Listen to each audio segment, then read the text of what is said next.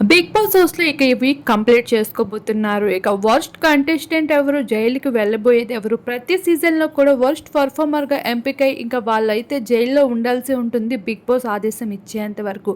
ఈసారి కూడా అదే అయితే బిగ్ బాస్ హౌస్‌లో జరుగుతుంది. ఇక హౌస్‌మేట్స్ అందరూ డిసైడ్ చేయాల్సి ఉంటుంది వర్స్ట్ పెర్ఫార్మర్ అంటూ.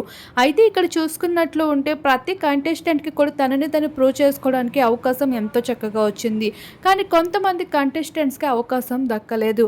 ఇక అందులో మణికంఠ కూడా ముందుంటారని చెప్పుకోవచ్చు. తన నామినేషన్ అయినా హౌస్ లోపలికి వచ్చాక అందరితో మింగిల్ అయ్యే విధానమైనా పెద్దగా ఎవరితో కలిసిందే లేదు. తన పాస్ట్ కోసం, తన ఫ్యామిలీ కోసం, ఎమోషన్స్ కోసమే బిగ్ బాస్‌లో ప్రొజెక్ట్ చేయడం తప్ప బిగ్ బాస్‌లో ఇవ్వాల్సిన ఎంటర్‌టైన్‌మెంట్ తను ఎక్కడా ఇచ్చిందే లేదు.